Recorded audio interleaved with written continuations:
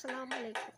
இன்றைக்கி வந்து நம்ம மடக்கு பணியாரம் பாருங்கள். அது எவ்வளோ டேஸ்டியான, ரொம்ப ரொம்ப ஈஸியான, டேஸ்டியான, ட்ரெடிஷ்னல் பழமையான ஒரு ரெசிபி இது.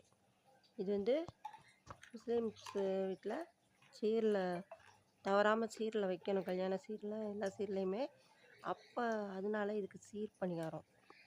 மடக்கி பண்ணுறதுனால இது மடக்கு பணியாரம். குழல் மாதிரி இருக்கிறதுனால இது குழல் அப்பம் அப்படிங்கிற பேர் இதுக்கு இருக்குது. இது ஒவ்வொரு வட்டாரத்துலேயும் ஒவ்வொரு மாதிரி, ஏரியாவுக்கு தகுந்த மாதிரி பேர் சொல்லுவாங்க. இது எப்படி செய்கிறதுங்கிறது தான் பாருங்கள். எவ்வளோ கிறிஸ்பியாக சூப்பராக டேஸ்ட்டாக இருக்கும். இது எப்படி செய்கிறது அப்படிங்கிறது தான் இப்போ நம்ம பார்க்க போகிறோம். இப்போ வந்து அதுக்கு ஒரு பவுல் ஒன்று எடுத்துக்கோங்க. அந்த பவுலில் 2 முட்டை உடச்சி ஊற்றிக்கணும்.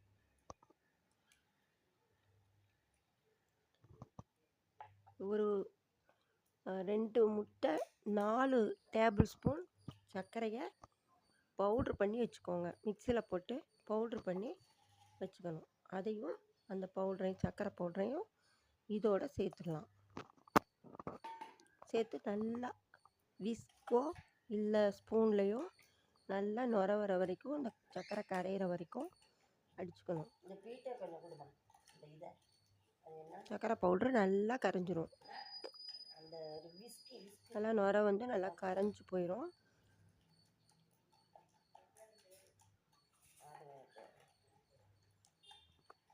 தேங்காய் பால் நல்லா ஒரு பெரிய மூடி தேங்காய் பாலில் தான் நான் ஒரு 200 மில்லி அளவுக்கு எடுத்திருக்கேன். திக்கான தேங்காய் பால் வச்சுக்கணும். 2 கப்பு அரிசி மாவும் வச்சுக்கணும். இதை நல்லா அடிச்சுக்கலாம். ஸ்பூன்லேயோ விஸ்க்லேயோ அடித்து எடுத்து வச்சிடலாம். இப்போ இது கூட 2 கப்பு அரிசி மாவு. நம்ம இடியாப்ப மாவாக இருக்கலாம், கடையில் வாங்கின மாவாக இருக்கலாம், எது வேணாலும் இருக்கலாம். அதில் 2 கப்பு அரிசி மாவு போட்டுக்கோங்க. அது நல்லா அந்த முட்டை சர்க்கரை கலவையோடு கலந்துடணும். நம்ம கையிலேயே இப்போது இதை பிசைஞ்சு எடுத்துக்கலாம்.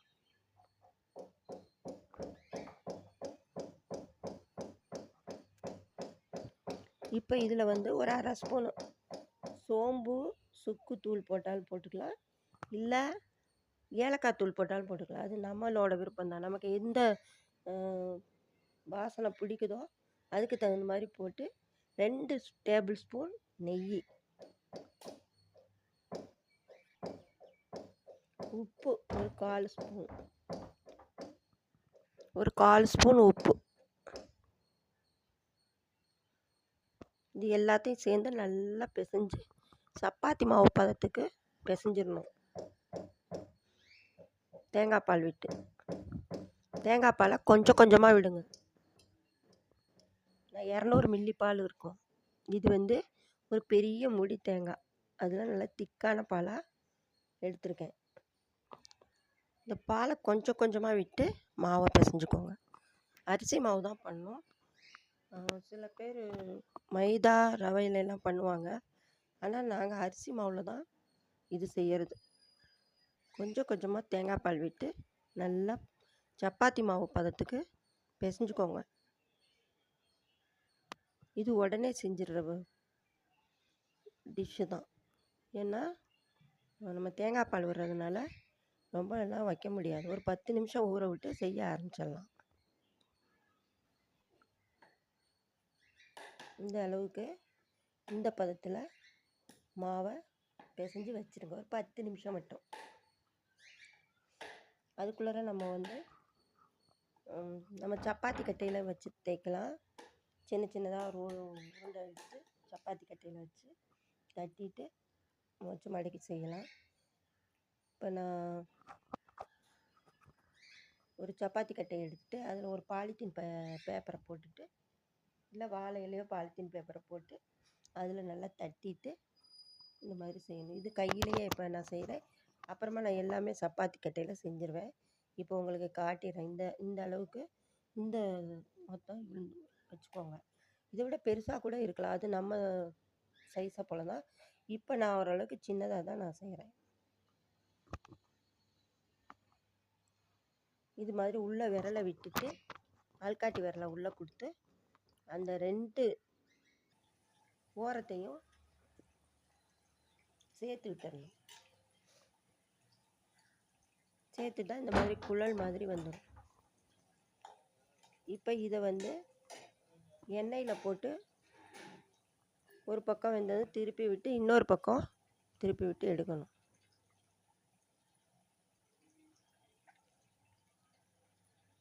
பாருங்கள், இன்னொரு வாட்டி நான் செஞ்சு காட்டுறேன் எப்படி செய்கிறது அப்படிங்கிறத. நான் கட்டையில் செஞ்சது உங்களுக்கு விடுபட்டு போச்சு, அது வரல, வீடியோ வரல. இப்போ வந்து கையில் இந்த மாதிரி தட்டி இந்த மாதிரி வச்சுட்டு பாருங்கள், இவ்வளோதான். நம்ம வந்து அப்படியே போட்டு பெரட்டி எடுத்துட வேண்டியதுதான்.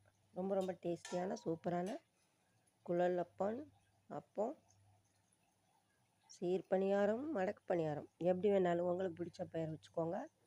இது சுட்டு இது வந்து ரொம்ப ரொம்ப டேஸ்டியான ஒரு சீர் பணியாரம். இது வந்து கடையில் கிடைக்காது, ஆர்டர் பண்ணி தான் வாங்கணும். கல்யாணத்துக்குலாம் வீட்டிலையே செஞ்சுக்குவோம். இது பாருங்கள், சூப்பரான ஒரு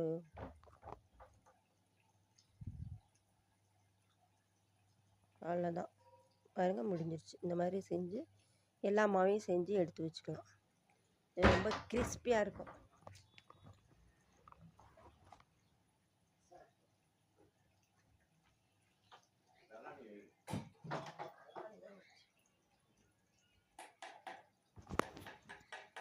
பாருங்கள், தட்டி பார்த்தா கூட எப்படி சவுண்டு வருது பாருங்கள். நல்லா கிறிஸ்பியாக சூப்பராக ரொம்ப நல்லாயிருக்கும். சாப்பிட்டு பாருங்கள், செஞ்சு சாப்பிட்டு பாருங்கள். அப்படியே மறக்காமல் சப்ஸ்கிரைப் பண்ணிடுங்க. இது ரொம்ப சூடாக இருக்குது இப்போ, அதனால் இந்த மாதிரி இருக்குது. ஆறுனதுக்கப்புறம் ரொம்ப அப்படியே நல்லா உடச்சி சாப்பிட்றதுக்கு ரொம்ப டேஸ்டியாக இருக்கும். நீங்கள் செஞ்சு பாருங்கள். அதிக அளவில் செய்யணும், சீரெல்லாம் வைக்கணும்னா அதுக்குன்னு இருக்காங்க ஆளுங்க. அவங்கள வீட்டுக்கு கூப்பிட்டு நம்ம பண்ணுவோம். இல்லைன்னா வந்து நாம் வீட்டில் கூப்பிட்டும் செய்வோம், அவங்கக்கிட்ட ஆர்டர் கொடுத்து மறக்காமல் சப்ஸ்கிரைப் பண்ணிடுங்க. நன்றி.